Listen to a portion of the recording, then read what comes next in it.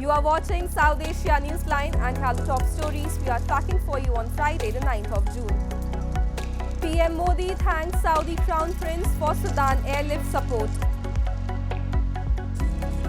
Cash-strapped Pakistan set for 0.29% GDP growth.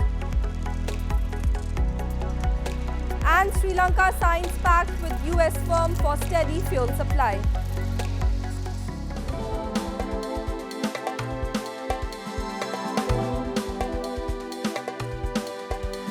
And now for all the details. Indian Prime Minister Narendra Modi and Saudi Crown Prince Mohammed bin Salman held a telephonic conversation during which they reviewed bilateral ties and discussed ways to boost cooperation in connectivity, energy and defence.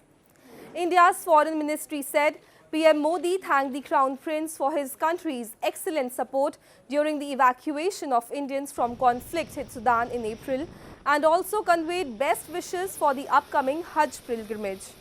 India had set up a transit facility at Jeddah in April to evacuate Indians from Sudan. Through the Operation Kaveri, more than 3,800 people were moved out of Sudan. An Indo-Canadian lawmaker has demanded action against separatist Khalistani groups after a video from Canada's Brampton, which purportedly celebrated former Indian PM Indira Gandhi's assassination, went viral. Chandra, Arya, a parliamentarian from Canadian PM Justin Trudeau's Liberal Party, has said Khalistan supporters in Canada have reached new low with the despicable float. Arya said Khalistan supporters have crossed a line and Canada must respond to their actions. Canadian High Commissioner to India, Cameron McKay, had also expressed his distress over the incident.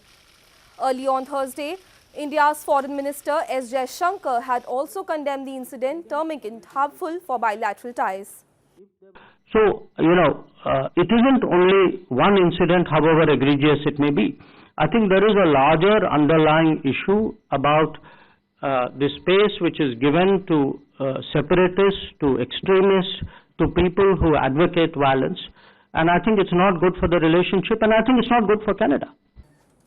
The economic survey released by the Pakistan government on Thursday has predicted that the South Asian nation is likely to post GDP growth of 0.29% this fiscal year, well below the target of 5% set last year. Finance Minister Ishaq has termed the 0.29% growth as realistic achievement and said anything higher is not achievable. However, a target of 3.5% has been set for the next fiscal year. Economic experts have also painted a bleak picture of the country's economy. They claim the economic conditions are likely to remain unchanged even after the funding from external creditors, and the upcoming budget is also unlikely to provide any relief to citizens. देखिए जो मैशियत कर्जे पे depend करती हो ना उसकी तो माशी सूरत हाल अच्छी कभी भी नहीं हो सकती। हमेशा कोशिश ये करनी चाहिए कि हम डिपेंडेंट नहीं हो, हम जो है अपने सारे फैसले करें।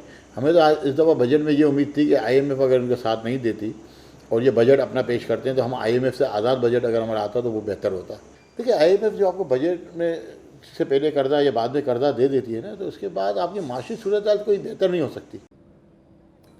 The government has frequently raised energy tariffs and scaled back subsidies in an attempt to meet IMF conditions for a critical loan.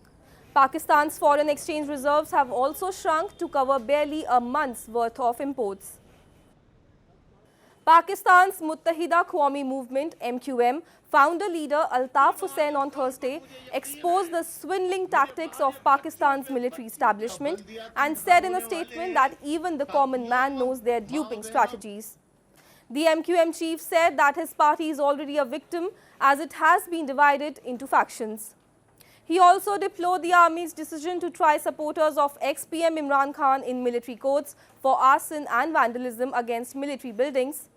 Hussain said the army does not mention its atrocities and killings of innocent Baloch, Sindhi, Muhajirs and Pashtuns. He said these cases should also be tried in military courts. Hussain said Army Chief General Asim Munir should inform the nation whether the act of destroying or burning inanimate objects is a greater crime than killing human beings. The UN Children's Agency, UNICEF, has said it is following up with Afghanistan's Taliban authorities over whether international organizations would be excluded from education projects. Spokesperson Samantha Mott said that UNICEF is deeply concerned by reports that over 500,000 children, including over 300,000 girls, would lose out on quality learning through community-based education within a month if international NGOs are no longer allowed to operate. The Taliban has closed most secondary schools to girls, barred university education for them, and stopped many Afghan women from working. However, international organizations have been heavily involved in education projects, including community-based classes. The UN estimates that 8.7 million Afghans are in need of humanitarian aid for education this year, and it was planning to reach about 3 million people under a humanitarian package, which was revised this week to reflect lower funding. In a bid to ensure continuous fuel supply, Sri Lanka on Thursday signed a deal with an American oil firm, allowing it to become the fourth player in the island nation's fuel retail business. Power and Energy Minister Chandra Wijesekara said the US firm will be involved in a long-term contract for import, storage, distribution and sale of petroleum products. Sri Lanka is still struggling to normalize its crisis-hit economy. The government had last year decided to open the retail fuel market to more foreign companies in an effort to solve the energy crisis as the country's depleted foreign reserves hinder imports of oil. In a bid to provide relief to the passengers while travelling in the hot weather, a woman auto rickshaw driver has covered the roof of a vehicle with grass and some plants. Take a look. Munmun Sarkar, an auto rickshaw driver in India's Siliguri city, has covered the roof of a rickshaw with grass and installed plants to provide relief to the passengers while travelling in the hot weather. 49-year-old Sarkar is also a social worker who has moved away from the conventional and taken up the job of a driver, usually done by men.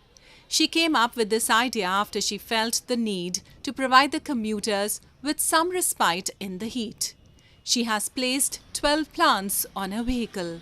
Siliguri में इतना दिन तक कभी भी इतना गर्मी नहीं पड़ता था, लेकिन अभी इतना टेम्परेचर बढ़ गया, इसीलिए हमने सोचा कुछ तो करें गाड़ी का, क्योंकि हमको तो गाड़ी निकलने तो चाहिए, गाड़ी तो निकलने ही चाहिए, क्योंकि हम भाड़ा लेके चलते हैं इधर से उधर, तो हमको गर्म भी लगता है, तो आदमी लोगों को सबको गर्मी तो लगता ही होगा, तो इसीलिए हमने वो गाड़ी में पौधा लगाया, गाड़ी में कुछ अलग किया है, इसीलिए तो ठंडा लगेगा।